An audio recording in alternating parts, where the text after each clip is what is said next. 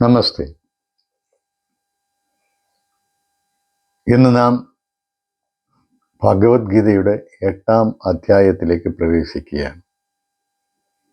ഈ 8-ാം അധ്യായം അക്ഷരബ്രഹ്മയോഗം എന്ന പേരിലാണ് അറിയപ്പെടുന്നത്. കാരണം ഇതിൽ അക്ഷരബ്രഹ്മത്തെക്കുറിച്ച് പറയുന്നു, അക്ഷരമായ ബ്രഹ്മത്തെക്കുറിച്ച് പറയുന്നു. ഇതിൽ 28 ശ്ലോകങ്ങളാണുള്ളത്. അർജുനൻ ചോദിക്കുന്ന ചില ചോദ്യങ്ങളോടുകൂടിയാണ് 8-ാം അധ്യായം തുടങ്ങുന്നത്. ചോദ്യങ്ങൾക്കുള്ള കാരണം 7-ാം അധ്യായത്തിൻ്റെ അവസാനം കൃഷ്ണൻ ചില വാക്കുകൾ ഉപയോഗിച്ചിട്ടുണ്ട്. ആ വാക്കുകളെക്കുറിച്ച് വിശദീകരണമാണ് അർജുനൻ ചോദിക്കുന്നത്. ആ വാക്കുകൾ എന്താണെന്ന് വെച്ച് കഴിഞ്ഞാൽ ബ്രഹ്മം എന്താണ്, അധ്യാത്മം എന്താണ്, അതുപോലെ തന്നെ അധിദൈവം, അധിയജ്ഞം, അങ്ങനെയൊക്കെയുള്ള വാക്കുകൾ അതിനെ വിശദീകരിക്കണമെന്നാണ് കൃഷ്ണനോട് അർജുനൻ ആവശ്യപ്പെടുന്നത്. അർജുനൻ്റെ വാക്കുകൾ കേൾക്കുക. കിം, ചോദ്യം തുടങ്ങുകയാണ്. അർജുനൻ ചോദ്യം, കിം തദ് ബ്രഹ്മ, എന്താണ് ആ ബ്രഹ്മം? കിം അധ്യാത്മം, അധ്യാത്മം എന്താണ്? കിം കർമ്മ പുരുഷോത്തമ, കിം കർമ്മം എന്താണ്? അപ്പോൾ എന്തൊക്കെയാണ്? ബ്രഹ്മം എന്താണ്, അധ്യാത്മം എന്താണ്, കർമ്മം എന്താണ്? അധിഭൂതം കിം, അധിഭൂതം എന്താണ്? അതുപോലെ അധിദൈവം എന്താണ്? അപ്പോൾ ഇത്രയും കാര്യങ്ങളാണ് 1-ാം ശ്ലോകത്തിൽ ചോദിക്കുന്നത്. കിം തദ് ബ്രഹ്മ, കിം അധ്യാത്മം, അതുപോലെ തന്നെ കർമ്മം എന്താണ്, അധിഭൂതം എന്താണ്, അതുപോലെ അധിദൈവം എന്താണ്? ചോദ്യം അവിടെ തീരുന്നില്ല, ഇനിയുണ്ട് ഒരു ശ്ലോകം കൂടെ, അതായത് 8-ാമത്തെ ശ്ലോകം കൂടെ ഉണ്ട്. അതിൽ ചോദിക്കുന്നത് പറഞ്ഞാൽ അധിയജ്ഞ കഥം, അധിയജ്ഞൻ എങ്ങനെയാണ് ഈ ശരീരത്തിൽ സ്ഥിതി ചെയ്യുന്നത്? അതാണ് അധിയജ്ഞ കഥം കോ അത്ര ദേഹേ അസ്മിൻ, ഈ ദേഹത്ത് എങ്ങനെയാണ് അധിയജ്ഞൻ സ്ഥിതി ചെയ്യുന്നത്? പ്രയാണകാലേച്ച കഥം ജ്ഞേയോസി, പ്രയാണകാലത്തും നിന്നെ അങ്ങയെ എങ്ങനെയാണ് ഒരു ആത്മനിയന്ത്രണം സാധിച്ച ഒരാൾ കാണുന്നത്? എങ്ങനെയാണ് അയാൾക്ക് കാണാൻ പറ്റുന്നത്? ഏത് വിധത്തിലായിരിക്കും നീ അന്ന് ആത്മാവായിട്ടുള്ള, അതായത് ആത്മനിയന്ത്രണം സാധിച്ച ഒരാൾക്ക് കാണുമാറാകുന്നത്? ഇതാണ് ചോദ്യം. അർജുനൻ്റെ ഈ ചോദ്യങ്ങൾക്ക് കൃഷ്ണൻ ഉത്തരം നൽകുകയാണ്. അക്ഷരം ബ്രഹ്മ പരമം, അക്ഷരമായ ബ്രഹ്മം പരമമാണ്, അതിനപ്പുറം ഒന്നുമില്ല. അക്ഷരമായ ബ്രഹ്മം, അത് ആ വാക്ക് ഒരു അർത്ഥമുണ്ട്, പ്രത്യേക അർത്ഥത്തെ സൂചിപ്പിക്കും, നമ്മൾ കാണുന്നത് പോലെയല്ല. അക്ഷരമായ ബ്രഹ്മം എന്ന് പറഞ്ഞാൽ എന്താണ്? അക്ഷരമല്ലാത്ത ബ്രഹ്മമുണ്ടോ? അതുകൊണ്ട് നമ്മൾ ബൃഹദാരണ്യ ഉപനിഷത്ത് ഈ സീരീസിലെ പല സ്ഥലത്തും പറഞ്ഞിട്ടുള്ളതാണ്. ബൃഹദാരണ്യ ഉപനിഷത്ത് 2:3:1 പറയുന്നുണ്ട്, ബ്രഹ്മത്തിന് 2 രൂപങ്ങളുണ്ട്. അക്ഷരമായിട്ടുള്ള ഒന്ന്, അതുപോലെ ക്ഷരമായിട്ടുള്ള ഒന്ന്, മൂർത്തമായിട്ടുള്ള ഒന്ന്, അമൂർത്തമായിട്ടുള്ള ഒന്ന്. അതിലെ അക്ഷരമായിട്ടുള്ളതാണ് ആ ഒരു അംശമാണ്, ആത്മാംശമാണത്. ബ്രഹ്മത്തിലെ 2 അംശങ്ങൾ, ഒന്ന് ആത്മാംശവും ഒന്ന് ഭൗതികാംശവുമാണ്. ആ ആത്മാംശത്തെയാണ് ഈ അക്ഷരമായിട്ടുള്ള അംശമായിട്ട് പറയുന്നത്. അതിന് ഒരിക്കലും അതിനൊരു ക്ഷയമുണ്ടാകുന്നില്ല, വ്യയമുണ്ടാകുന്നില്ല, അവ്യയനാണ്. അങ്ങനെ അത് ആത്മാവിൻ്റെ അംശം. ഇനി മറ്റൊന്നുണ്ട്, അത് പ്രകൃതിയാണ്. ഈ ആത്മാംശത്തെ പുരുഷൻ എന്നാണ് പറയുക.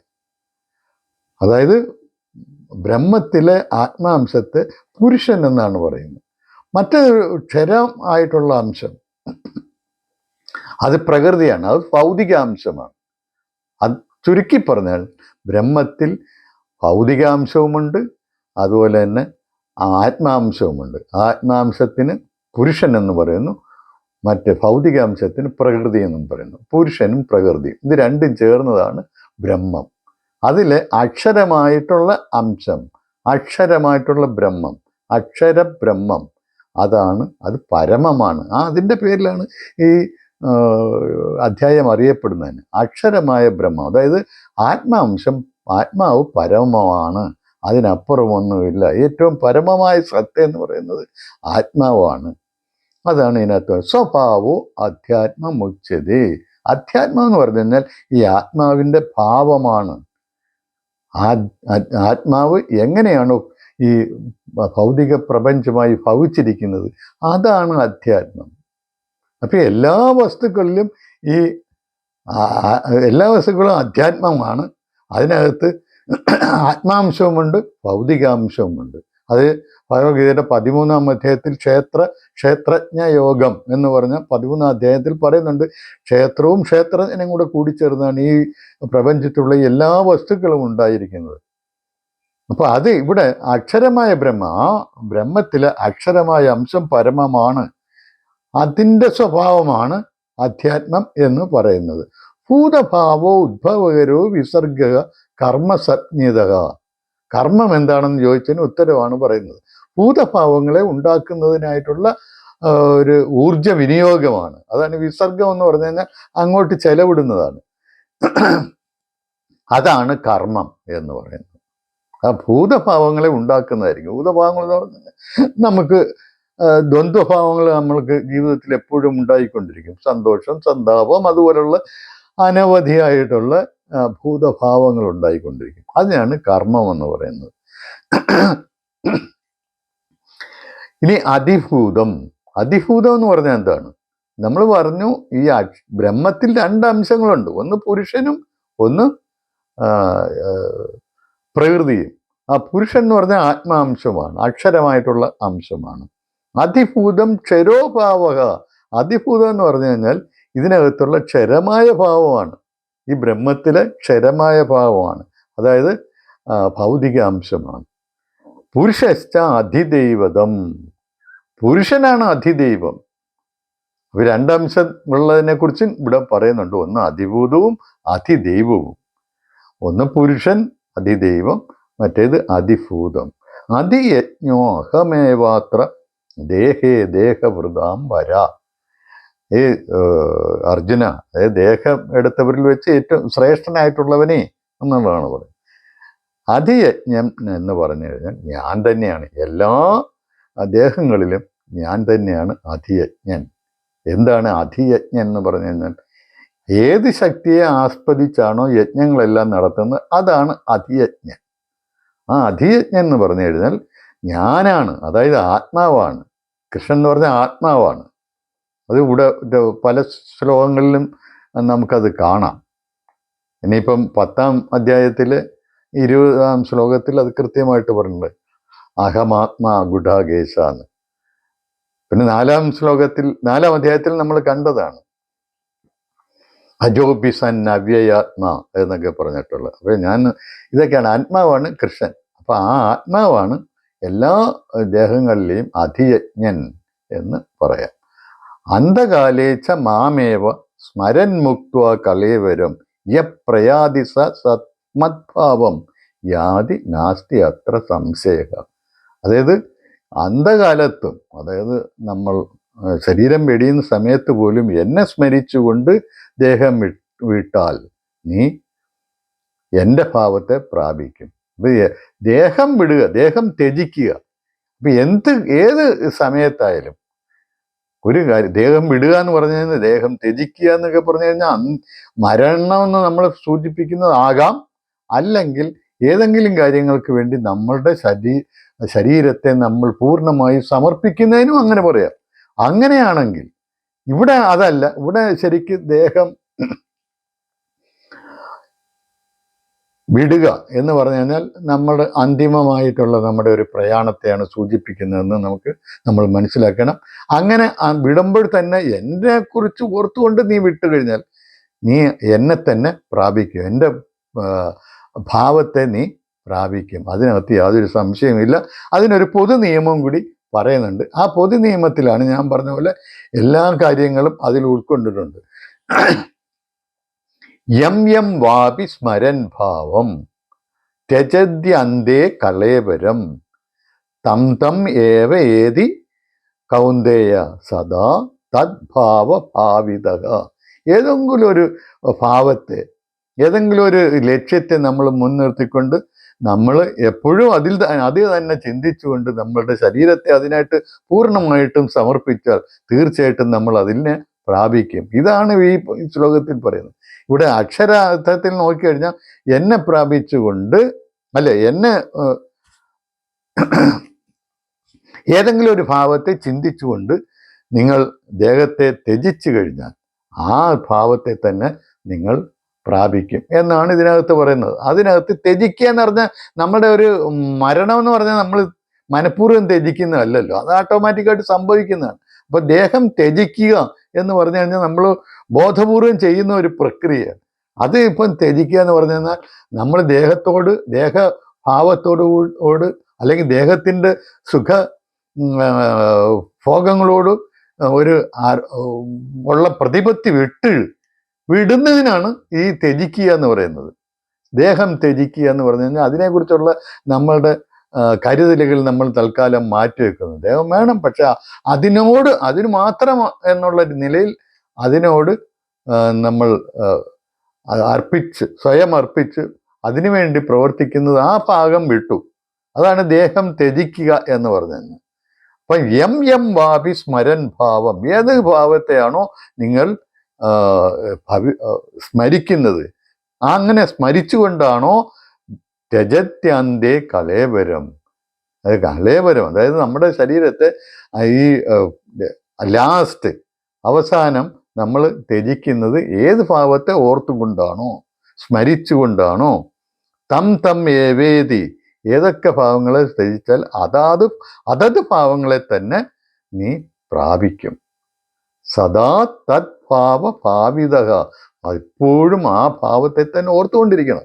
അങ്ങനെ ദേഹം ത്യജിച്ചാൽ തീർച്ചയായിട്ടും നീ ആ ഭാവത്തെ തന്നെ പ്രാപിക്കും. അങ്ങനെയാണ് നീ അവസാനം അതിൻ്റെ ഒരു ഉദാഹരണമാണ്, നീ അവസാനം എന്നെ ഓർത്തുകൊണ്ട് ശരീരം ത്യജിച്ചാൽ നീ എന്നെ തന്നെ പ്രാപിക്കും എന്നുള്ളത്. അപ്പൊ ഇതൊരു വലിയൊരു ലെസൺ നമുക്ക് ഇതിൽ നിന്ന് കിട്ടുകയാണ്. എന്താണ്?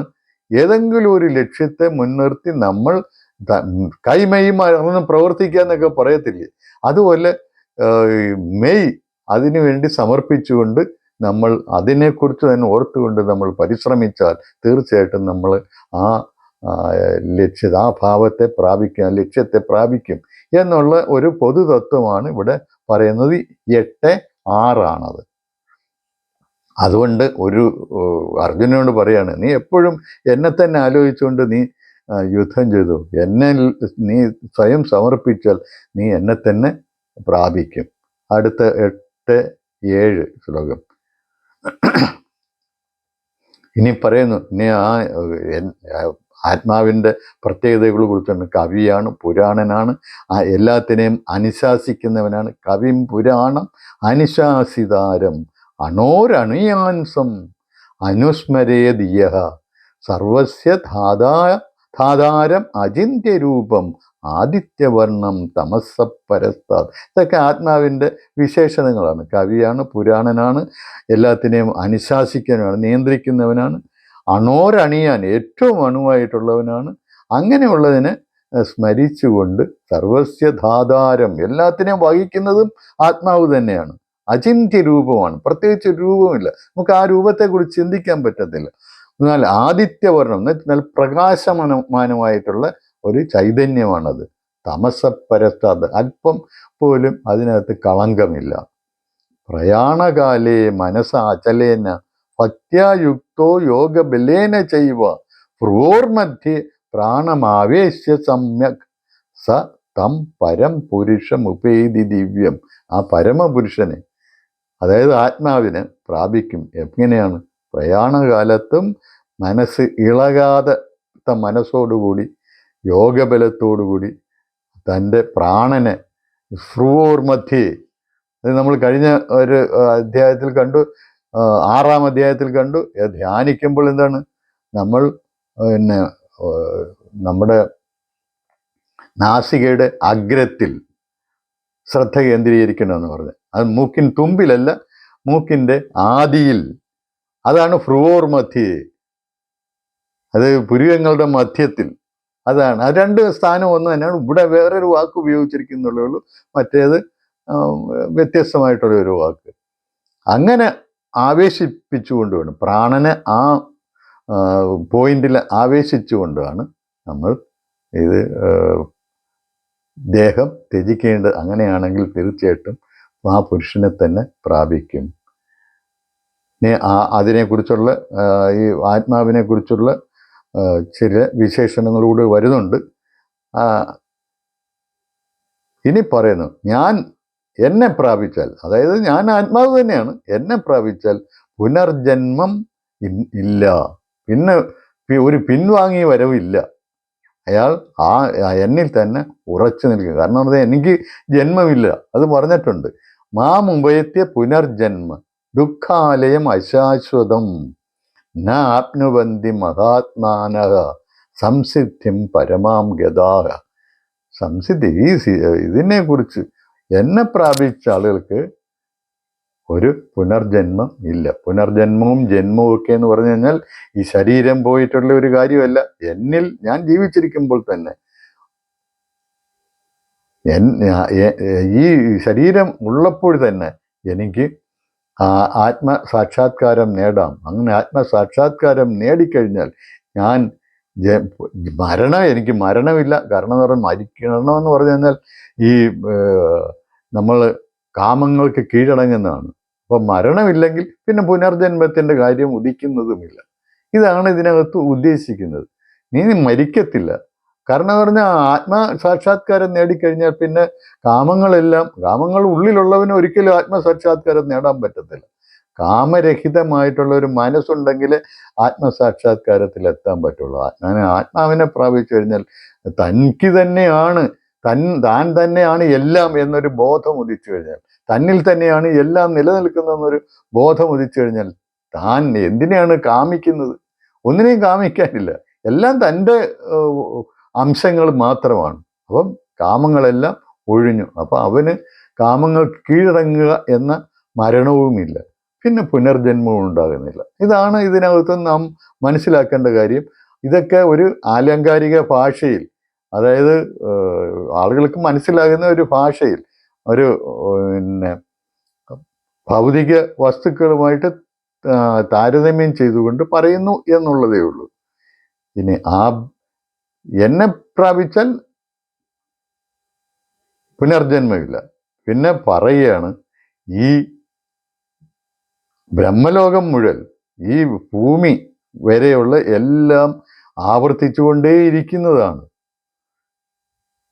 പക്ഷെ എന്നെ പ്രാപിച്ചു കഴിഞ്ഞാൽ ആ ആവർത്തനം ഇല്ല എന്നാണ് ഇവിടെ പറഞ്ഞുകൊണ്ടിരിക്കുന്നത്. ഈ എങ്ങനെയാണ് ആവർത്തിക്കുന്നത്? ബ്രഹ്മലോകം മുഴുവൻ, ബ്രഹ്മലോകം മുതൽ ഈ ഭൂമി വരെ, ഭുവനവും വരെ എല്ലാ ലോകങ്ങളും വീണ്ടും വീണ്ടും ആവർത്തിക്കുന്നതാണ്. അതാണ് ഒരു പോയിന്റ് നമ്മൾ ഓർക്കേണ്ട ഒരു എന്ന് പറഞ്ഞാൽ, അതാണ് ഭൗതിക ശാസ്ത്രജ്ഞന്മാരും പറയുന്നത്. ഈ പ്രപഞ്ചം എന്ന് പറയുന്നത് ഇങ്ങനെ ആവർത്തിച്ചു കൊണ്ടിരിക്കുന്നതാണ്.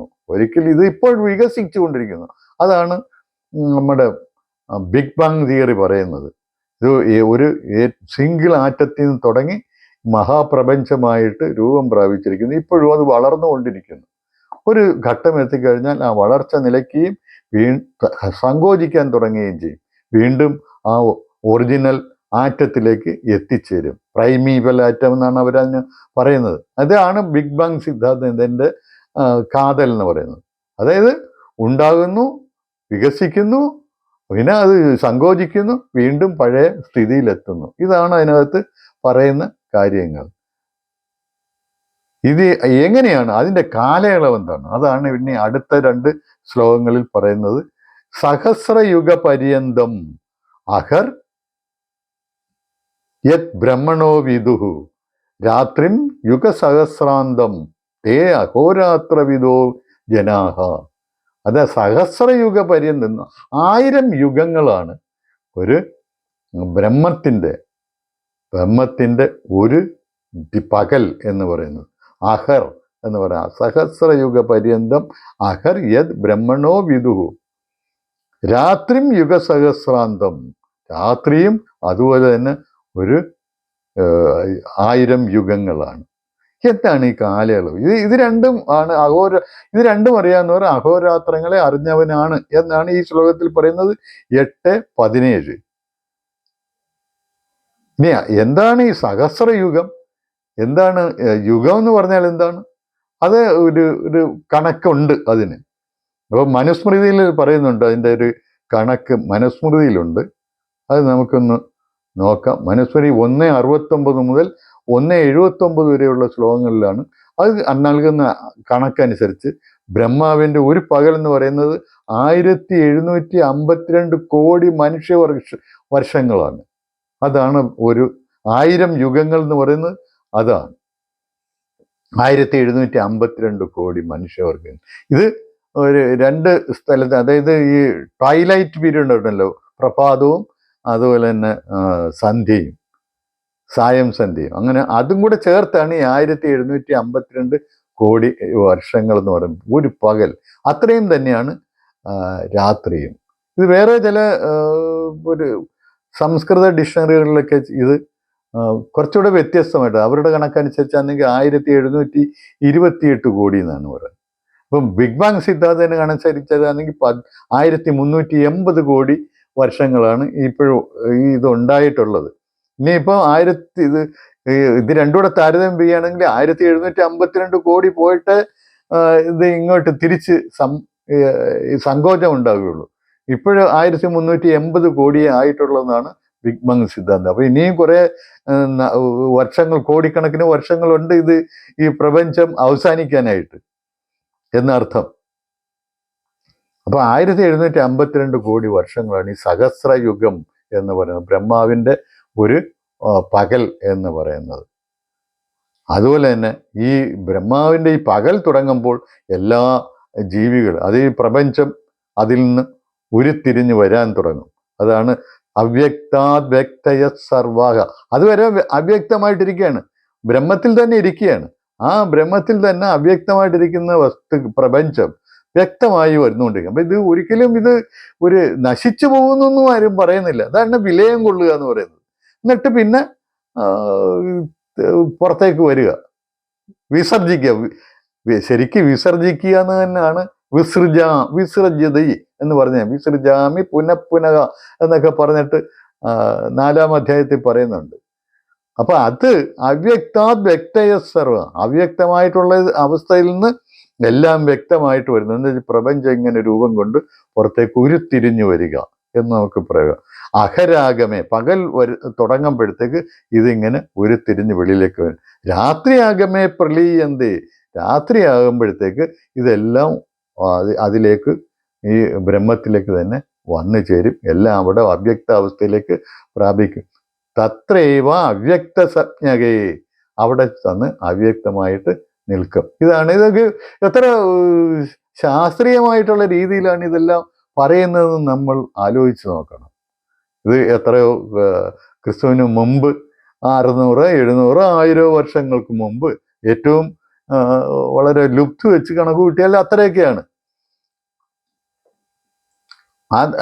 ആ കാലത്താണ് ഇതൊക്കെ പറയുന്നത് ഓർക്കണം. അപ്പൊ അതിനു മുമ്പ് എത്ര കാലം മുമ്പ് ഇതിനകത്ത് ഒരു കൃതി എന്നുള്ള നിലയിൽ വന്നിരിക്കുകയാണ്. അല്ലാതെ ഇത് ആരെങ്കിലും കണ്ടുപിടിച്ച് ഇതിനകത്ത് എഴുതി വെച്ചതല്ല.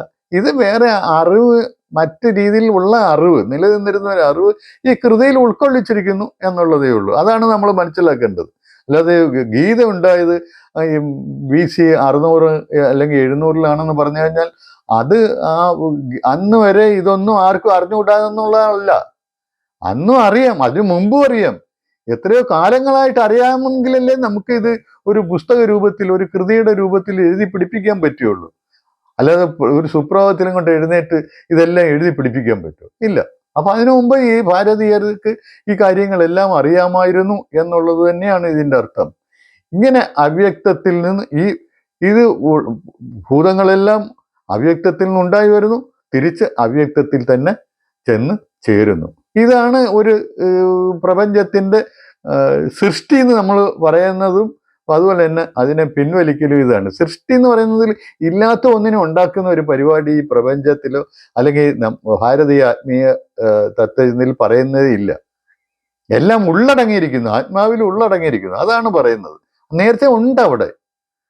അപ്പൊ അതും കൂടെ ഒക്കെ ചേർന്നതാണ് ആത്മാവെന്ന് പറയുന്നത്. ഇതെല്ലാം ഉള്ളടങ്ങിയിട്ടുള്ള സംഗതിയാണ്.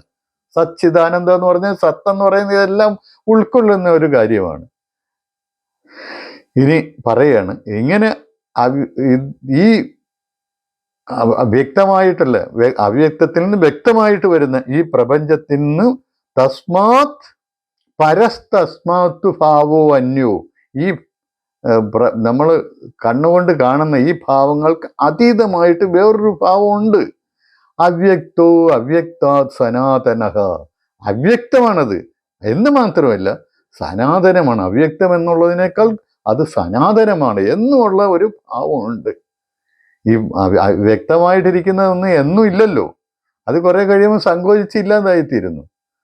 പിന്നെ കുറെ വീണ്ടും വരുന്നു. ഇതാണ് പ്രപഞ്ചത്തിൻ്റെ ഉത്ഭവവും അതുപോലെ തന്നെ പ്രളയവും. അതിൻ്റെ രീതി അത് തന്നെയാണ്. അപ്പൊ അങ്ങനെ തസ്മാത് പരസ്തസ്മാത്തു പാവോ അന്യോ അവ്യക്തോ അവ്യക്താത് സനാതനഃ.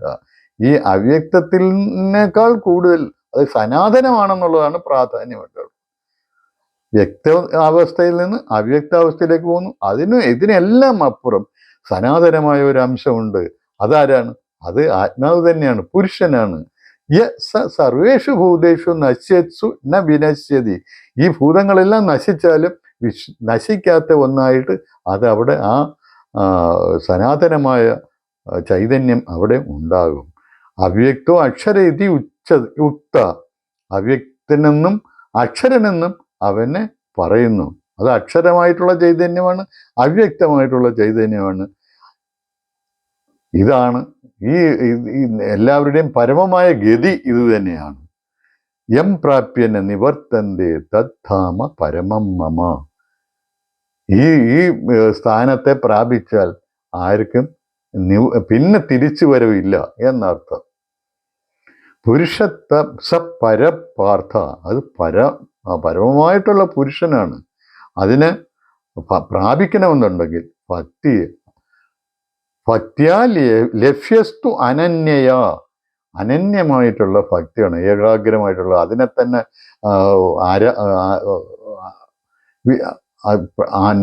അനുസ്മരിച്ചുകൊണ്ടിരിക്കണം, അതിൽ തന്നെ സ്വയം അർപ്പിച്ചുകൊണ്ടിരിക്കണം.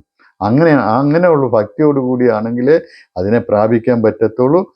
അതിലാണ് എല്ലാ ഭൂതങ്ങളും നിലനിൽക്കുന്നത്. യസ്യ അന്തസ്ഥാനി ഭൂതാനി ഏന സർവമിതം തതം. ഇവിടെ മുഴുവൻ വ്യാപിക്കപ്പെട്ടിരിക്കുന്നത് അതിനാലാണ്. അത് ആത്മാവാണെന്നുള്ളത് നമുക്ക് സുവ്യക്തമായിട്ടുള്ള കാര്യമാണ്. കാരണം എന്ന് പറഞ്ഞാൽ ഇതെല്ലാം 2-ാം അധ്യായത്തിൽ നാം കണ്ടു. ഇനിയും കാണുന്നുണ്ട്. മയാ തതം ഇതം സർവം എന്ന് പറയുന്നുണ്ട്. ഇനി പുരുഷസ പരപാർത്ഥ. ആ പരമമായ പുരുഷനെ നിങ്ങൾക്ക് പ്രാപിക്കണമെന്നുണ്ടെങ്കിൽ അനന്യമായ ഭക്തി വേണം. ഈ സംഗതി 18-ാം അധ്യായത്തിൽ, അതായത് ഏറ്റവും അവസാനത്തെ അധ്യായത്തിൽ 49 മുതൽ 55 വരെയുള്ള ശ്ലോകങ്ങളിൽ കൃത്യമായിട്ട് പറയുന്നുണ്ട്. അത് നമുക്ക് ആ അധ്യായം പരിശോധിക്കുമ്പോൾ കാണാവുന്നതാണ്. ഇനി ഇത് ബ്രഹ്മവിത്തുകളായിട്ടുള്ള ആൾക്കാർ അത് അറിവിൽ കൂടി ആത്മാവിനെ പ്രാപിക്കുന്നു. അതിനൊരു